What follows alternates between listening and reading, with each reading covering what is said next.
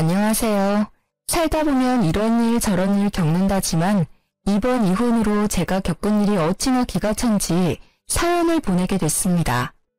사실 저는 남편과 만나기 전에는 남자와 한 번도 사귀어 보지 못한 모태솔로였습니다. 혼자서 뭐든 할 수 있다는 장녀 특유의 책임감과 든든함이 이상하게도 남자를 사귀지 못하도록 막는 느낌이었습니다. 그러나 남편이 저희 회사에 입사하면서 저에게도 봄날이 찾아왔다고 생각했어요. 제가 연상에다가 남편보다 직급이 높았기 때문에 처음에는 남자로 느껴지지 않았습니다. 그렇지만 저에게 열정적인 남편과 끊임없이 구애하는 그 모습에 반해 결혼을 결심했어요. 연애 시에도 금전 부담은 제가 더 많이 했지만 제가 더 많이 벌고 있으니 괜찮다고 생각하기도 했고요. 지금 생각해보면 결혼을 준비할 때부터 위험한 요소는 많았습니다. 신혼집은 제가 가진 전셋집인데 예단 예밀 모두 안 하기로 하고 들어간 거였거든요. 그런 불합리한 조건을 모두 허용할 만큼 저는 남편을 무척 좋아했습니다. 그렇지만 그만큼 사랑했는데 이혼을 하게 된 이유요? 딱 한 가지, 시모의 명품 사랑은 제가 이해하고 넘어갈 수준이 아니었거든요. 게다가 저를 ATM 취급하는 남편과 시모의 몰상식한 행동이 저를 한계로 내몰았어요. 그리고 그 시작은 저와 남편의 5번째 결혼 기념일이었습니다. 그날 아침에 별말 없던 남편이 문자로 연락이 왔습니다. 여보, 오늘 저녁에 백화점 들렸다 가자. 응? 갑자기 백화점이 왜? 왜긴 왜야. 맛있는 거나 먹고 쇼핑이나 하고 오자고. 좋아. 그렇지 않아도 오늘 맛있는 거 먹으러 갈 거라고 예상했어. 풀 메이크업하고 오길 잘했네. 그치? 오늘 백화점 갈 걸 예상했어? 어쩐지 오늘 아침에 왜 그렇게 화려한 옷을 입나 했네. 다행이네. 메이크업이 쓸모없는 게 아니게 돼서. 오랜만에 외식을 하는 것이기도 하고 특별한 날이었기에 좋은 시간을 보내게 해줄 거라는 설렘을 안고 함께 퇴근해 백화점으로 향했습니다. 사실 아침에 아무 말 없어서 조금 시무룩한 상태였거든요. 설마 결혼기념일을 잊었을까? 서프라이즈가 있지 않을까 하는 생각들을 했으니까요. 이렇게 퇴근 시간 맞춰 외식 이야기를 해주니 그렇게 기분이 좋을 수 없더라고요. 그런데 차를 세우고 올라간 백화점 1층 에스컬레이터 앞에 시어머니께서 떡하니 서 계시더군요. 어머 어머님, 여기는 어쩐 일로 오셨어요? 여기 왜 오긴, 우리 효자 아들이 불러서 왔지. 자기가 오는 어머님 오시라고 했어? 어머니 요즘 입을 옷이 없다고 해서 하나 사드리려고 불렀지. 어머님 옷? 이것 때문에 자기한테 백화점 오자고 한 거야. 좋잖아. 옷 사드리고 여기서 식사하고 가면 딱 되겠네. 안 그래? 저는 어이가 없었지만 시모 앞이라 꼭 참았습니다.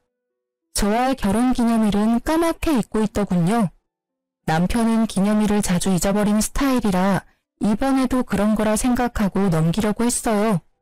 그런데 어머님과 함께 고가의 브랜드점에서 옷을 고르더군요. 어차피 남편이 낼 거라 생각하고 가만히 보고만 있던 제 폰으로 문자가 도착했습니다.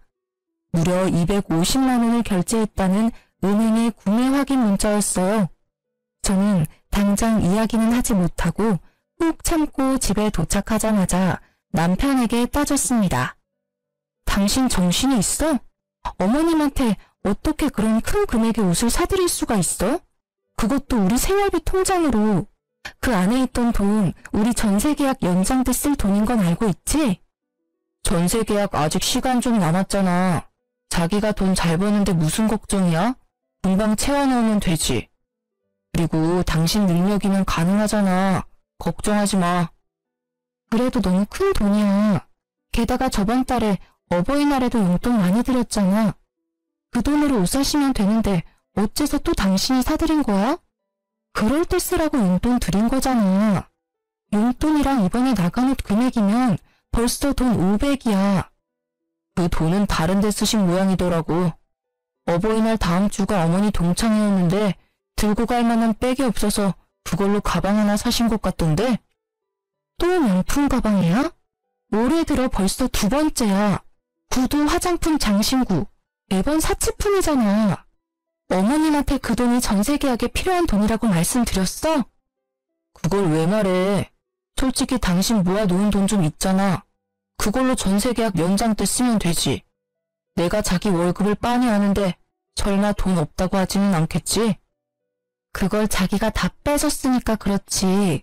그리고 내가 돈만 벌어다 주는 사람이야? 게다가 잘 벌고 잘 모으면 뭐해? 매번 이렇게 상의 없이 돈을 가져가는데 어떻게 돈을 모으냐고. 시어머니에게 용돈 겸 드리는 게 그렇게 아까워? 지금 돈 좀 많이 번다고 유세야? 우리 집이 당신네보다 못 산다고 지금 유난 떠는 거냐고. 시부모님이 어려우면 달라고 할 수도 있지. 꼭 그런 식으로 생색을 내야겠어? 생색이라니 누가 그랬다고 그래. 그런 말이 아니잖아. 우리는 지금 돈을 모아야 하는데 계속 돈을 빼서 시댁에 드리는 자기한테 좀 자중하라고 한 이야기야. 언제나 내가 모으고 당신이 가져가고 이런 식이면 밑 빠진 독에 물 붓는 거랑 뭐가 달라? 그게 생색이야. 돈 좀 잘 번다고 시댁 무시하고 남편 무시하고. 당신도 어차피 돈만 잘 버는 사람이잖아. 당신이 우리 식구들을 아래로 보고 있다는 거 다 알아. 시어머니한테 드리는 돈이 아깝다고 생각하는 것 자체가 우리 가족을 무시하는 거랑 다름없다고. 정말 그렇게 생각해? 지금 생활비의 절반 넘게 시댁으로 들어가. 내가 언제 친정에 돈 그만큼 준 적 있어?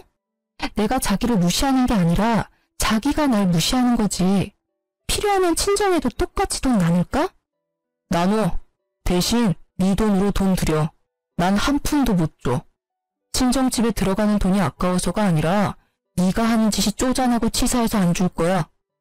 난 내 돈으로 효도하는 건 당연하다고 생각해. 그럼 너도 네 돈으로 효도해. 나는 앞으로 생활비는 내 카드로 쓸게.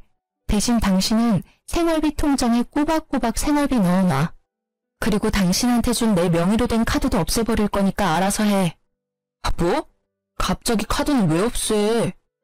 당신이 변화하는 모습 보일 때까지는 안 만들어줄 거야. 앞으로 시댁에 돈 갖다 드리면 나중에 나도 똑같은 금액 친정 어머니께 드릴 거야. 물론 내 월급에서. 시댁에 드릴 돈은 이제부터 자기가 알아서 마련해. 카드를 없애겠다는 제 협박이 통했는지 자기 돈으로 효도하기는 싫었는지 시모께에 더 이상 돈을 쓰지 않더군요. 그러나 복병은 따로 있었습니다. 생신을 맞이한 시어머님의 생신 축하 자리에서 있었던 일입니다. 저는 그날 어머님이 좋아하시는 명품 스카프를 준비하고 코스 요리 전까지 예약해놓은 상태였습니다. 그러나 막상 시모께서는 명품 선물을 받으시고는 심드렁한 목소리로 말했습니다. 이번 생일에는 크루즈 여행을 가고 싶은데 가능하겠지? 네? 무슨 말씀이신지. 이번 생일 말이야. 우리 개원들이 크루즈 여행을 간다지 뭐니. 나만 빠질 수도 없잖아. 당신 또 그 소리야? 내가 안 된다고 했는데 왜 애들한테 그 얘기를 꺼내? 아니, 돈 잘 버는 며느리가 있는데 그 정도도 못한다 그러면 남들 욕해요. 게다가 나 혼자 가는 거라 돈도 얼마 안 드는데 왜 당신이 가라 마라 난리예요? 돈 1,000만 원이 얼마 안 들어? 그리고 가려면 당신 돈으로 가지 왜 애들한테 손을 벌려? 내가 무슨 돈이 있어요? 며느리가 뭐라고 했는지 아들놈도 용돈이라고는 한 푼도 안 주는데. 지금껏 며느리가 자기 손으로 돈 준 거 본 적 있어요? 내가 뭐라도 사달라고 해야 겨우 사줬다고요. 당신이 졸라서 받았으면 그걸로 된 거지. 시어머니가 돼가지고는 만날 때마다 돈. 당신은 대체 어른이 돼가지고 언제쯤 제정신 차릴 건데? 아우, 답답해. 예, 며느라가. 네가 대답해봐. 내가 요구하는 게 너무하다고 생각하니? 다른 사람들은 며느리 사위가 비용 부담한다는데 내가 그 친구들 틈에서 못 간다 그러면 너랑 네 남편은 뭐가 되니? 시모여행 하나 안 보내준 나쁜 며느리 아들밖에 더 돼? 시부모님이 싸우시는 걸 보는 것도 곤혹스러웠지만 그렇다고 1,000만 원이라는 금액을 선뜻 드릴 수도 없는 노릇이었습니다. 어머님, 죄송한데 저희도 금액이 너무 커서 당장 마련할 수는 없을 것 같아요. 저는 최대한 간곡히 돌려 말했습니다. 남편은 아무 말 없이 밥만 먹고 있으니 누군가는 대답을 해야 했어요. 그래서 못 해주겠다는 거니? 듣는 것도 서러운데 며느리 눈치까지 봐가면서 살아야 해. 그리고 너 거짓말하는 거 아니다. 너희 전세 연장 계약 때문에 목돈 모아놨다며. 차라리 전세 빼서 우리 집 들어오고 모아놓은 돈으로 크루즈 보내주면 될 거 아니야. 저는 정신이 아득해졌습니다. 합가라니. 게다가 같은 지붕 아래 살면서 비싼 걸 사달라고 할 때마다 등살에 시달려야 할 제 미래가 보이기 시작했죠. 그러면 괜찮겠네. 전셋집 연장으로 마음고생 안 해도 되고 전세금도 생길 거 아니야. 남편은 그저 돈이 생긴다는 생각에 즐거워 불난집에 부채질을 계속하고 있더군요. 남의 속도 모르고 짓거려대는 그 입을 어찌나 막아버리고 싶던지. 죄송한데 저는 전세를 뺄 생각이 없어요, 어머님. 가뜩이나 야근도 많은데 괜히 신경만 쓰이실 거고 무엇보다 직장이 너무 멀어요. 만약 이쪽으로 옮기면 직장을 그만두고 다른 곳으로 옮겨야 할지도 몰라요. 서운하다 얘. 이러니까 매번 네가 식구가 아니라 남처럼 보이는 거야. 시부모님 공경할 줄도 모르고 따박따박 말대꾸나 할 줄 알지. 죄송한데 어머님, 지금 착용하고 계신 옷, 가방, 구두, 귀걸이, 그리고 지금 손에 들고 계신 스카프까지 모두 제 월급에서 빠져나간 것들이에요. 딸 같은 며느리까지는 못 돼도 충분히 성의는 보였다고 생각하고 있어요. 여기서 크루즈까지 해드리면 올해 저희 생활에 타격이 커요. 네가 해줬다고 생색이니? 시어머니한테 이렇게 대놓고 이야기할 정도면 어지간히도 우리를 무시하는 거지. 넌 너희 엄마한테도 이런 식으로 말대꾸하고 사람 무안 주고 그래? 저희 어머니는 금전이나 물건을 요구하신 적이 없으세요. 그래서 제가 더 해드리고 싶은데도 못 해드리고 있고요. 그리고 말대꾸가 아니라 간곡히 말씀드리는 거예요. 저희는 정말로 크루즈 경비에 내드릴 돈이 없어요. 기가 막혀서 너 지금 나를 돈이나 요구하는 천박한 사람이라고 생각해? 됐어. 니네가 해준대도 내가 싫어. 앞으로 우리 집에 오지 마라. 너희한테 줄 생수도 아까우니까. 결국 화가 난 시모는 시부를 데리고 나가셨고 남겨진 저는 남편에게 한 소리를 들었습니다. 당신은 꼭 그런 식으로 말해야 돼? 좀 더 좋게 말할 수도 있잖아. 그냥 안 된다고만 하면 될걸. 꼬투리 잡듯 말을 해서 어머니가 화나셨잖아. 나도 화났어. 그럼 당신이 이야기하지 그랬어. 아까는 입 꾹 다물고 있더니 이제 와서 난리야. 게다가 어머님이 그렇게 쉽게 포기하실 분이야? 아님 자기 월급에서 빼서 드려. 그건 안 말릴 테니까. 진짜로 다시 생각해봐. 본가로 들어가면 돈도 아끼고 좋잖아. 너 살림에 신경 안 써도 되고 전세금 목돈도 생기고 그걸로 재테크하면 돈도 금방 벌어. 본가로 들어가면 돈이 더 들겠지. 멀리 사는 지금도 불러내서 명품 사서 계산 우리한테 하라고 하는데 같은 집에 살면 어떤 요구를 하실지 상상도 안 가. 당신이 어머님 요구 다 들어줄 자신 있으면 가. 나는 내 집에서 편하게 살 테니까. 결국 합가와 크루즈 이야기는 다행히 흐지부지 되었습니다. 그러나 어머님은 그 뒤로도 저와 남편을 불러내어 명품을 사들이는 행동을 멈추지 않았습니다. 이때까지만 해도 저는 이혼은 생각도 않고 있었어요. 그 사건이 터지기 전까지는요. 사실 제게는 남모를 고민이 하나 있었어요. 결혼 5년이 넘어가는데 애가 생기지 않는다는 거였습니다. 남편도 시댁도 그 문제로 저에게 말을 꺼낸 적이 없어서 다행으로 생각했습니다. 그리고 임신을 확인했을 때는 어찌나 기분이 좋던지 시댁분들께 가장 먼저 알려드렸어요. 그리고 다음 달 어머니께서 갑자기 저희 집에 찾아오셨습니다. 소원해졌던 사이였기에 시모의 방문에 살짝 긴장했었어요. 그렇지만 집에 오신 어머님의 태도는 예전과는 정반대더군요.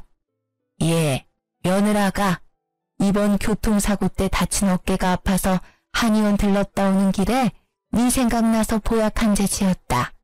임산부한테 좋다니 꾸준히 먹어. 다 먹고 나면 또 한 재 지어줄 테니 꼭 연락하고. 어머님, 감사합니다.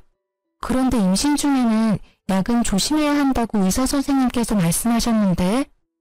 괜찮아. 이 약은 한의원에서 임산부의 기력을 보강하기 위한 약이라고 해서 일부러 지어온 거야. 그럼 임산부도 먹어도 되는 약이에요? 그래. 기력도 보해주고 아기집도 튼튼하게 해준다고 해서 특별히 가져온 거니 잘 챙겨 먹어. 너 일이 많아서 걱정이다만 네가 잘 알아서 하리라 믿는다. 약은 아침, 점심, 저녁 3번씩 거르지 말고 꼬박꼬박 챙겨 먹거라. 네, 걱정 마세요. 어머님이 주신 약이니 꼭 잘 챙겨 먹을게요. 그 한약을 전해주는 어머님의 표정이 세상 다시 없을 만큼 온화해 보여서 저는 어머님도 손주를 기다려왔다고 생각했습니다. 그래서 꼭 이 아이를 지키겠다고 다짐했어요. 그런데 한약을 먹고 일주일 뒤부터 배가 살살 아프더니 피가 비치기 시작했습니다. 깜짝 놀란 저는 당장 산부인과를 달려갔습니다. 아기집 주위로 피고임이 좀 보입니다. 최대한 안정을 취하시고 매사에 주의를 하셔야 해요. 저 시어머님께서 한약을 지어주셨는데 계속 먹어도 될까요? 임산부를 위한 보약이라고 해서 지금 먹고 있는데. 일단 복용 중지하시고요. 산모님은 몸이 약하시니 선물 받은 한약에 어떤 한약재가 들어갔는지 꼭 한의원 찾아가서 물어보셔야 해요. 그리고 웬만하면 임신 중에 한약은 안 드시는 게 좋아요. 의사 선생님의 말에 저는 한약을 먹지 않으려 했지만 이상하게도 남편은 그 약을 제가 꼭 먹는지를 확인하더군요. 그래서 어쩔 수 없이 약을 먹을 것처럼 따놓고는 몰래 버린 후 빈 껍질을 보여주는 식으로 무마했습니다. 사실 그때는 미안한 마음이 더 컸으니까요. 그 이후 피가 비치는 일은 없었습니다. 다행이라고 생각하던 중 제 뒷목을 잡게 만드는 일이 벌어졌습니다. 오늘 왜 일찍 오라고 한 거야? 일도 바쁜데 그냥 직장에서 이야기해도 되잖아. 당신 내 퇴직금 중간정산에 대해서 물어봤다며? 어? 아, 그거? 그냥 물어본 거야. 중간정산 되는 건지 궁금해서. 아니지. 당신 그렇게 물어본 거 아니잖아. 총무팀에 있던 애가 나한테 알려줬어. 당신 배우자 대신 퇴직금 정산할 수 있는지 물어봤다면서? 나 몰래 내 퇴직금 빼려고 그랬어? 그게 어머니가 집 리모델링에 돈이 필요하다고 하잖아. 곧 있으면 동생 결혼하는데 집꼴이 말이 아니라고 난리를 치시는데 그럼 어떡해. 아들 된 도리로 좀 도와드려야지. 야, 너 그걸 말이라고 해? 시댁 싱크대 새로 갈아엎는다고 돈 가져간 게 1년도 안 됐어. 근데 무슨 리모델링? 게다가 어머님 댁 리모델링이면 당신 퇴직금으로 하면 되지. 왜 내 퇴직금으로 알아본 거야? 당신 퇴직금에 대해서는 묻지도 않았다던데. 당신 진짜 작작 좀 해라. 야, 너 지금 남편한테 야라고 했냐? 내가 어리고 돈 못 번다고 나한테 이제 막말하기로 마음먹은 거야? 그래. 서방님이 하늘 같은 마누라보다 돈 못 벌어서 이제는 대접도 안 해준다 이거지? 눈짱 흐리지 마. 내가 화나서 말이 막 나온 건 미안하다고 생각해. 그치만 당신이 지금 하는 일들이 상식적이라고 생각해? 시댁 돈 드리는 거 며느리로서 당연하다고 생각은 하는데 이건 도가 지나치잖아. 그리고 당신 잊었어? 전세 계약 연장 곧 다음 달이라고. 그래서 뭐 어쩌라고. 당신이 이제까지 다 알아서 했으니 이번에도 알아서 하면 되잖아. 나 같은 돈 못 버는 남편한테 무슨 손을 벌리겠어. 안 그래? 남편이 돈 없는 거 티내기 싫어서 당신 퇴직금 한번 알아본 거 가지고 이렇게 사람을 무시하고 멸시하고. 당신이 우리를 이렇게 생각하는 거 처음부터 다 티났어. 그 시선이 싫어서 어머니가 계속 명품을 요구하시는 거라고. 알아? 내가 당신 무시했으면 당신 애를 왜 가져? 내가 지금 왜 애를 가지려고 그렇게 애썼는지 몰라서 그래? 솔직한 말로 당신은 애 가지는 것도 별로 좋아하지 않았잖아. 나만 매번 발 동동 굴리며 원했었지. 그리고 임신한 마누라를 앞에 두고 퇴직금 꺼내서 시댁 줄 생각은 어떻게 해? 앞으로 태어날 애한테 더 신경 쓰는 게 당연한 거 아니야? 애도 가족이지만 우리 어머니도 가족이잖아. 너도 생각하는 수준이 딱, 아휴, 됐다. 됐어, 말을 말자. 또 뭐라고 하면 임신한 여자한테 해도 될 소리 안 될 소리 하면서 잔소리 할 거니까 그냥 여기서 그만해. 기가 차서. 진짜 그렇게 생각했니? 나와 내 아이가 당신한테 그 정도밖에 안 되는 게 정말 놀라울 정도야. 태교에 전념해도 모자랄 시간에 당신하고 신랑이 하는 것도 지친다. 지금 경고하는데 내 퇴직금 건드리지 마. 어차피 총무팀에 이야기해놔서 건드리지도 못하겠지만 내가 모아놓은 돈 가져갈 생각 꿈에도 하지 마. 그렇게 으름장을 놓고는 저는 시모께서 지어주신 한약을 들고 친정으로 갔습니다. 한약을 가져가지 않자 남편이 왜 안 가져가냐고 난리쳐서 들고 온 거였어요. 그 모습에 그래도 내 몸 생각해주는 건 남편밖에 없다고 생각했어요.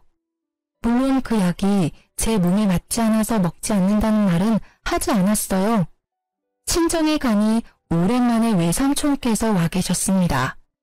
외삼촌은 한의사로 일하고 계시는데 이참에 한약이 제 체질과 왜 안 맞는지 물어보려고 시모께 받은 한약을 보여드렸어요.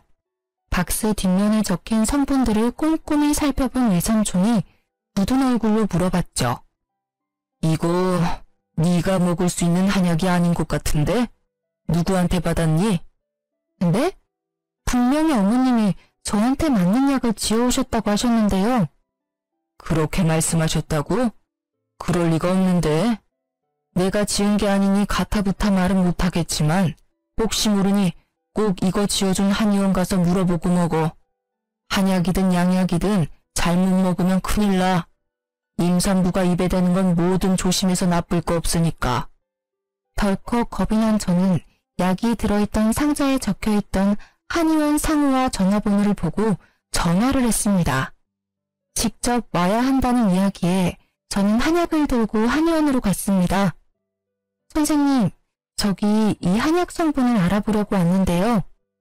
저희 한의원 한약이 맞네요. 혹시 언제 오셨나요? 제가 지은 게 아니라 저희 어머니께서 지어서 저 먹으라고 주셨어요. 어떤 성분인지만 알면 되는데. 한번 볼게요. 아, 그건 교통사고 환자분들 어혈 뺄 때 쓰는 약재예요. 네? 임산부들이 먹는 약이 아니고요? 네네, 이건 아니고요. 임산부들에게 처방하는 약재는 따로 있어요. 이 한약은 어혈을 제거해서 뭉쳐있는 피를 순환이 잘 되도록 만들어준다는 뜻이라서 자궁이나 임산부에게 맞는 한약재는 따로 있어요. 지을 때 미리 말씀드렸는데요. 진짜로 이걸 저희 어머니가 처방 받아가신 건가요? 네, 이날 아드님이랑 같이 오셨더라고요. 아드님이 효자이신가 봐요. 같이 오셔서 설명도 같이 듣고 계산도 하시던데요. 저는 분노와 배신감으로 치를 떨며 집으로 돌아왔습니다. 제 몸 상태에 전혀 맞지 않는 한약을 주신 시모와 그에 동조했을 남편. 저는 이해가 되지 않는 마음에 남편에게 물어보기로 했습니다. 뭐라도 말해줄 거라는 생각으로 남편의 퇴근 시간을 기다렸습니다. 뭐야, 왜 불도 안 켜놓고 집안에 귀신처럼 앉아있어? 당신, 이 한약 뭔지 알고 나한테 먹였지? 무슨 소리야. 그거 우리 엄마가 사다 주신 보약이잖아. 보약? 시침이 뗄래? 나 이 한의원 갔다 왔어. 무슨 약인지 다 듣고 왔다고. 나는 몰라. 엄마가 가서 처방받아온 약이라서. 그래서 무슨 약인데? 당신은 몰라? 말이 되는 소리를 해. 한의원에서 당신이 어머님이랑 같이 와서 설명 다 듣고 계산까지 해주고 갔다고 친절히 알려주던데 그래도 모른다? 대단하네. 어떻게 그런 말도 안 되는 짓을 저질러? 아니, 나는 진짜로 말렸어.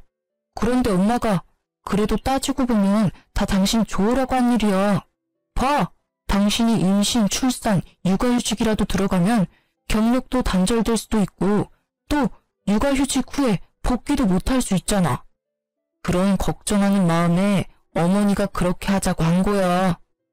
그게 어떻게 나를 위한 거야? 말이 되는 소리를 좀 해. 이해가 하나도 안 돼. 내가 못 벌면 당신이 벌면 되잖아. 우리 아이야. 어렵게 가진 아이라고. 그런데 그런 아이를 이렇게 쉽게... 정상이니? 나는 당신만큼 돈 많이 못 벌잖아. 게다가 직급도 당신보다 낮고. 여러모로 나보다는 자기가 일을 해야 생활이 돌아가니까 그래서 그런 거지. 정말로 다른 의도 같은 건 없어. 맹세할 수 있어. 다른 의도? 다른 의도라는 건 빨대 꽂을 사람 없어지는 걸 걱정하는 마음이라는 거겠지? 그런 식으로 말한 건 아니잖아. 막말로 육아가 얼마나 힘들어. 게다가 살림하면서 일하고 육아를 병행하는 게 얼마나 힘든지 여러 사람들한테 들어서 알잖아. 어떻게 당신한테 그런 일을 시켜? 그걸 나한테 다 시킬 생각이었어? 소름 돋는다 진짜. 적어도 나한테 일을 시키고 싶으면 당신이 육아와 살림을 도맡아 한다고 그러지 그랬어. 그런 생각은 왜 못하는 거야? 아니, 그런 생각을 애초에 안 한 거겠지.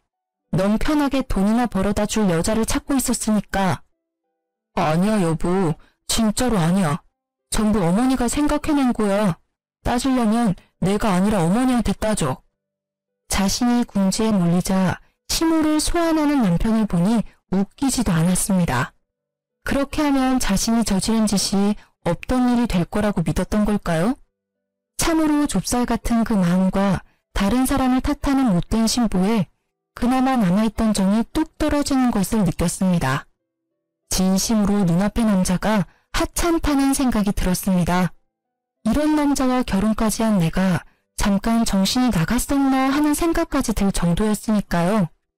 다 필요 없고 지금 당장 어머님 불러내서 밖에서 밥 먹으러 가. 갑자기 왜? 하라면 해. 직장인 와이프 돈이나 밝히는 천하의 몹쓸 놈이라고 소문나기 전에. 제 으름장에 남편은 시모께 전화를 걸었고 시모가 오기로 한 고급 요리집에 남편도 함께 보냈습니다. 그리고 저는 남편이 가는 걸 본 후 마대 자루를 들고 시댁으로 향했습니다. 시모가 집에서 나오는 것을 확인한 저는 시댁으로 들어갔습니다. 아버님이 저의 방문을 보시더니 우아해하시면서도 문을 열어주셨습니다. 아가, 웬일이냐? 네 어머니 지금 집에 없는데? 괜찮아요 아버님. 어머님 안 계시는 동안 잠깐 제가 맡아야 할 것들이 있어서요. 그렇게 말하고 저는 제 카드로 어머님께 사다 드린 명품들을 모두 마대자루에 넣었습니다. 가방, 구두, 옷, 액세서리까지. 넣다 보니 그간 내 돈으로 사들인 것들이 엄청 많더군요. 눈에 보이는 것만 집었는데도 이미 1년치 연봉이더라고요. 저는 한참 더 집을 뒤져 시무의 명품 컬렉션을 모두 마대자루에 담았습니다. 그리고 남편에게 전화해서 시댁으로 어머님 모시고 오라고 했습니다. 집에 들어온 제가 영문 모를 일들을 하고 있으니 시부께서 제게 묻더군요. 이게 다 무슨 일이냐? 혹시 아버님도 알고 계셨어요? 뭐를 말이냐? 산모가 먹으면 안 되는 한약을 일부러 어머님이 주셨어요. 교통사고 난 사람이 먹는 거라던데 한약 어머님 거 맞죠? 뭐? 그거 얼마 전에 교통사고 때문에 받아온 한약인데 왜 자기 거를 너한테 줘? 제 말을 듣던 시부께서는 눈을 동그랗게 뜨고는 반문하더군요. 아버님은 모르는 눈치였습니다. 그게 다행이라고 해야 할지 불행이라고 해야 할지 알고 계셨다면 아버님 선에서 멈춰주셨을 텐데 말이죠. 네가 뭘 잘못 알고 있는 걸 깨다. 그 옆에 내가 아무리 노망이 들어도 그런 짓을. 그런데 사실이었어요. 이미 남편한테 다 들었거든요. 남편은 어머님이 다 시키신 일이래요. 제가 도대체 무슨 나쁜 짓을 저질렀길래 저한테 이런 일을 하시는 걸까요? 세상 천지에 어떤 시어머니가 그런 망측한 짓을 해요? 소리를 지르며 오열하는 제 모습에 시아버님도 어찌할 바를 모르고 있었습니다. 설마 진짜 그런 일을 저질렀을 거라고 생각지도 못하는 모습이셨어요. 제가 뭔가 오해를 하고 계신다고 생각하시는 시부의 모습이 참으로 딱해 보였습니다. 그때 도어락 문이 열리고 두 사람이 들어왔습니다. 시모께서 들어오시자마자 마대자루에 담긴 본인의 명품들을 보고 난리가 나시더군요. 어머, 얘, 이게 다 뭐야? 왜 집안 물건을 왜 꺼낸 거니? 게다가 이 귀한 것들을 왜 구겨서 자루에 넣은 거야? 세상에, 우리 애기들 몸에 스크래치 생기잖아. 분위기 파악 못하고 귀한 명품 애기들 상처 생길까 전전긍긍하는 시무를 보니 방황하던 마음에 확신이 섰습니다. 아, 이 집 구석은 안 되겠구나. 이혼이 답이구나 하고요. 어머님, 제가 정신적인 충격을 너무 많이 받아서 어머님께 위자료를 톡톡히 받아야겠어요. 그치만 줬다 뺏는 건 예의가 아니니까 이렇게 먼저 물어보려고 대충 보이는 것들만 넣어놨으니 이해해주세요. 뭐? 미쳤어? 시애미한테 정신적인 충격? 위자료? 난 네가 무슨 말을 하는지 하나도 모르겠다 얘. 저는 한약을 시모 앞에 툭 하고 던졌습니다. 모르세요? 이 한약이 어떤 한약인지 제가 알았는데도요. 한약? 아이, 그건... 제가 이 한약 지으신 한의원 가서 직접 물어봤다고 해도 모른 척 하실 건가요? 예, 네가 오해하는 거야. 나는 다 널 위해서 그런 거야. 애 키우면서 일하는 게 얼마나 힘든지 알잖아. 솔직히 우리는 손주 같은 건 크게 관심 없고 네 건강이 최고라서 그랬어. 그게 잘못이라면 잘못이겠지. 그래도 나는 잘못했다는 생각은 안 해. 다 널 위해서라니까. 그러세요? 그런데 어쩌죠? 저는 이미 알고 있는데요. 그 한약 저한테 주신 진짜 이유. 제 돈 때문이잖아요. 제가 벌어다 줄 돈이요. 어머님이 그토록 사랑하는 명품 사줄 제 돈 말이에요. 그것 때문에 이런 짓을 저지른 거잖아요, 둘이서. 누가 그런 말을 해? 절대로 아니야. 나는 그런 적 없다. 그것보다 날 못된 심으로 몰아가려는 네 행동이 더 나쁘다고 생각하지 않니? 듣고 있던 시부께서 경악한 얼굴로 시무께 소리를 빽 지르셨습니다. 저도 언제나 점잖으신 시부의 그 모습에 깜짝 놀랐어요. 그만! 당신이 이번에는 무조건 잘못했어. 어떤 변명을 가져와도 당신이 한 짓은 용서받을 수 없는 짓이야. 옆에 내가 도대체 무슨 정신으로 사는 거야? 당신은 누구 편이야?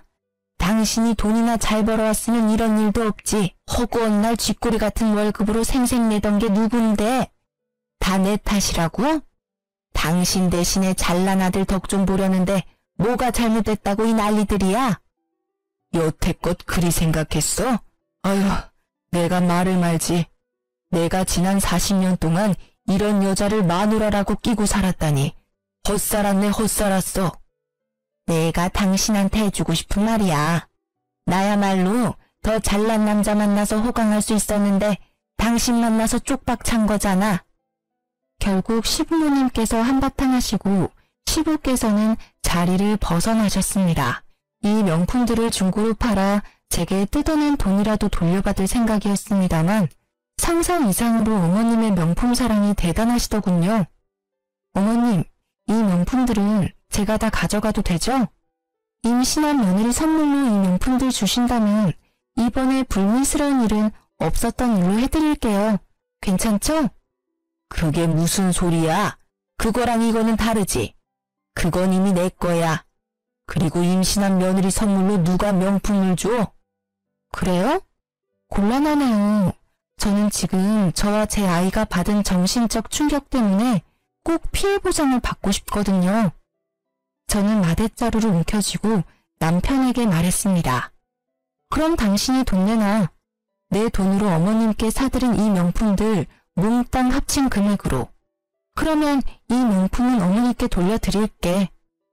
무슨 헛소리야. 그걸 왜 내가 내? 게다가 이거 다 얼마나 하는지 알아? 그 큰 돈을 달라고? 당신이 선물한 건데 이제 와서 뭘 돌려주고 말고 하는 거야. 있지. 선물이란 건 사랑하고 존경하고 좋아하는 마음으로 드리는 거야. 그런데 그 마음이 배신당한 것도 모자라 이런 일까지 당했으니 그 마음이 몽땅 사라지는 것도 당연한 거 아니야? 그래. 당신까지 안 된다면 그냥 다 없애버릴게. 안 돼. 안 된다. 얘 그냥 돈 줘버려. 내 가방 망가뜨리면 용서 안 해. 절대로 가만두지 않을 거야. 고작 가방의 히스테릭한 모습으로 소리를 지르는 시모의 모습에 저는 냉소가 터져나오는 것을 막으며 말했습니다. 어머님께서는 아직까지 중요한 게 뭔지 모르시네요. 고작 명품 때문에 이러시면 곤란하죠. 어머님께서 망치려고 했던 건 사랑만 받아도 모자랄 정도로 귀하고 소중한 거예요. 제가 지금 기분이 너무 안 좋거든요. 수 틀리면 확 다 찢어버릴지도 몰라요. 예, 진정해라. 미안해. 내가 미안했다. 그래, 돈은 네 남편이 다 돌려줄 거야. 엄마, 무슨 소리 하는 거야? 나도 주고 싶은데 돈이 없어. 당신도 잘 알잖아, 내 사정. 코인 투자했다가 다 잃은 거. 돈 없으니까 알아서 해. 그래서 안 주겠다는 말이야? 안 주겠다는 게 아니라 지금 당장 돈이 없다는 거잖아. 돈 있으면 좋지. 근데 없잖아.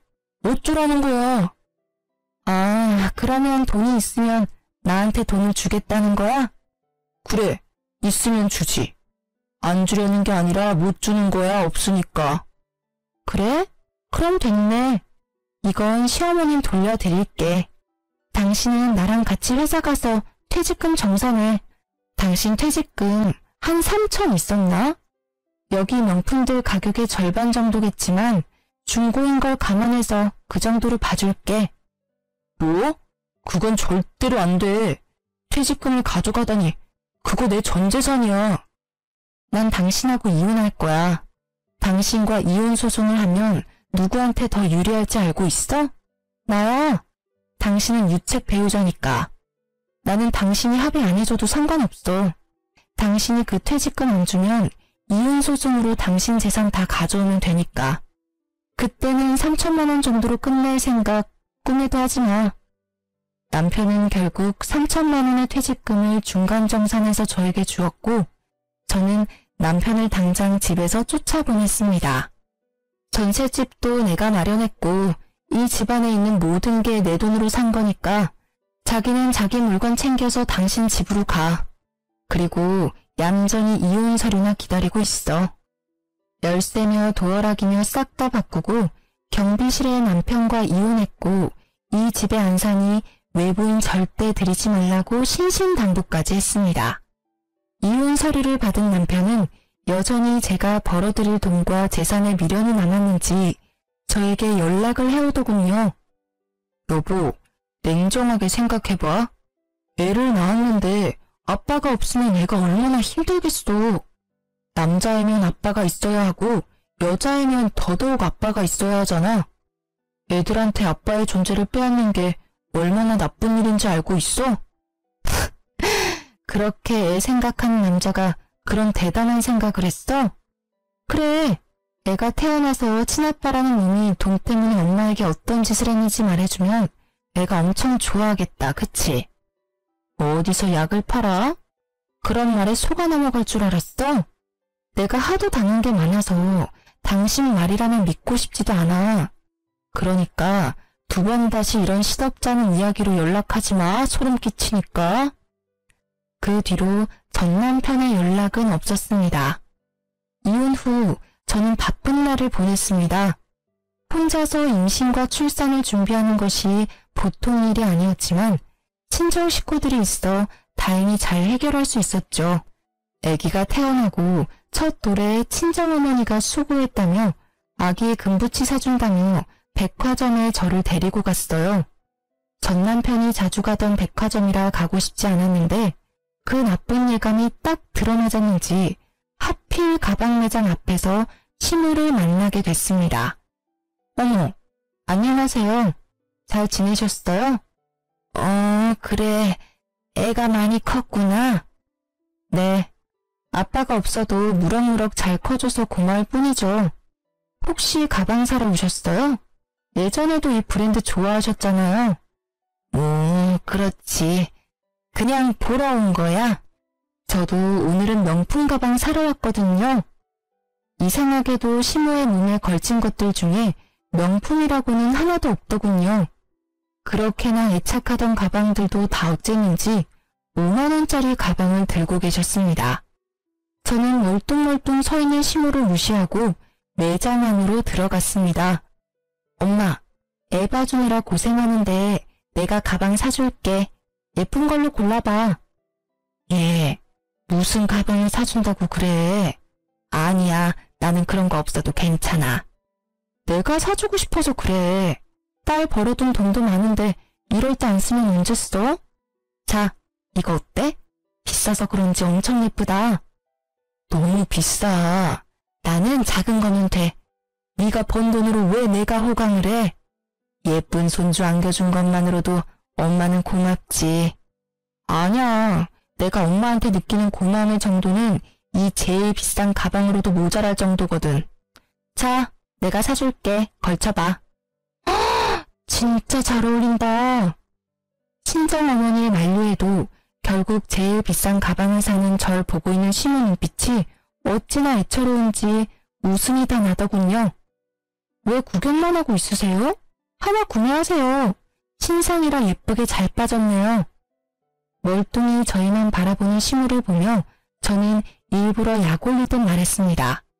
그리고 나오는 길에 주얼리 샵이 있길래 그곳도 들렀습니다.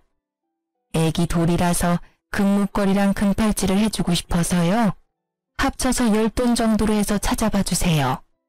엄마, 무슨 10돈이나 해. 돈도 없으면서. 그냥 금반지 하나면 된다니까.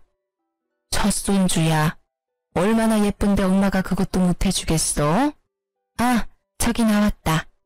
우리 손주 한번 걸쳐볼까요? 그렇게 친정어머니는 애기 몸에 팔찌며 목걸이, 반지까지 걸치게 하고는 예쁘다 하고 칭찬해줬습니다.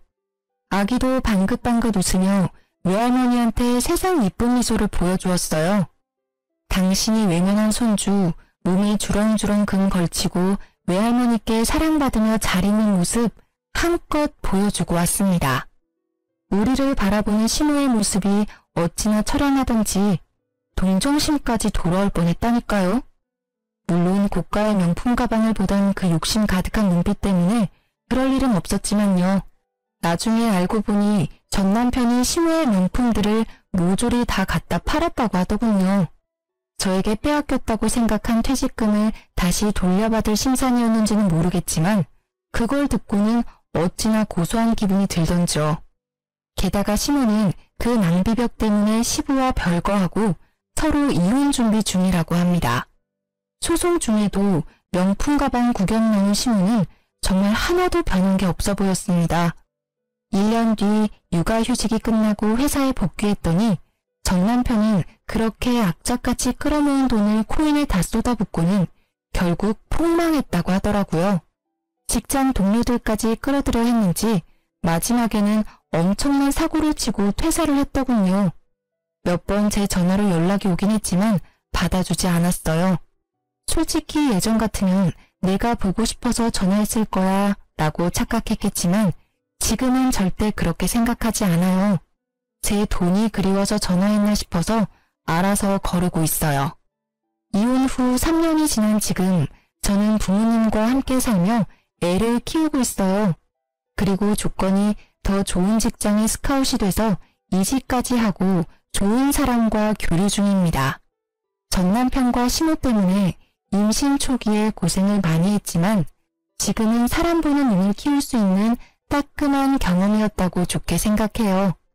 아이가 잘못될 수도 있다는 생각이 저의 망설임을 없애주었어요. 뱃속의 아이를 위해서라도 열심히 살아야 한다고 생각해요.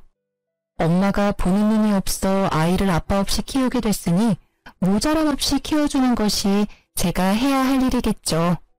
나쁜 일들이 있었지만 그래도 저는 앞으로 잘 나아가고 있어요. 살면서 끊는 일이 이어나가는 일보다 더 중요할 때도 있다는 걸 깨달았어요. 제가 그랬듯 망설이는 모든 분들에게도 제 사연이 좋은 참고가 되었으면 해요. 마지막으로 제 사연에 귀 기울여 주셔서 감사합니다.